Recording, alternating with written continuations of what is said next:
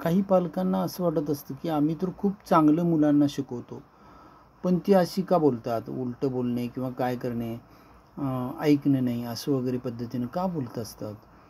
तर बेसिकली कसं असते, भले तुम्ही चांगले सगळे शिकवत असाल सगळे पण कसं होतं की बऱ्याच पालकांच्या बाबतीत असं घडतं की ते मुलांना चांगलं आपण शिकवतोय असं हे करत असतात, पण प्रत्यक्षात त्यांचं वागणं इतर लोकांशी पण चांगल्या पद्धतीनं असावं लागतं. म्हणजे तुम्ही मुलांशी चांगलं आपण शिकवा लागलो आहे असं दाखवला, आणि जर शेजाऱ्यांशी व्यवस्थित तुमचं हे नसेल वागणं, पाहुण्यांशी व्यवस्थित वागणं नसेल, कोण तुमची नातेवाईक वगैरे किंवा इतर कुणाशी वागणं व्यवस्थित नसेल, त्यांना चुकीच्या पद्धतीनं तुम्ही बोलत असाल, काहीतरी हे करत असाल, तर ते मुलं फक्त तुम्ही त्यांच्याशी कसं वागता एवढंच बघत नाही, तर तुम्ही इतरांशीही कसं वागत असता तेही ऑब्झर्व करत असतात.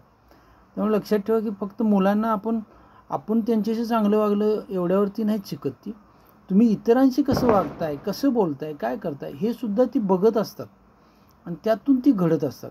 आणि मग तुम्ही जर इतरांशीही चांगल्या पद्धतीने वागत असाल तर मग ऑटोमॅटिक मुलांना वाटतं की कसं वागतात आपणही तसं वागूया, ते कसे वागतात आपणही तसं वागू.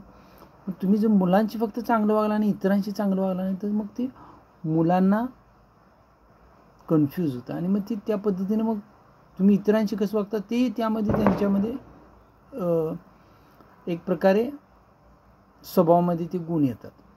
त्यामुळं लक्षात ठेवण्याची गोष्ट हीच आहे की मुलांना फक्त तुमचे ऑब्झर्व करत नाहीत प्रेम, तर तुम्ही इतरांशी कसं वागता हे सुद्धा ते ऑब्झर्व करतात. त्यामुळे तुम्ही इतरांशीही चांगलं वागला, तुम्ही कसं चांगलं माणुसकीनं वागत असा, तर ऑटोमॅटिक तुमची मुलं आपोआप घडत जातात आणि ती त्या पद्धतीनं घडत जातात. थँक्यू.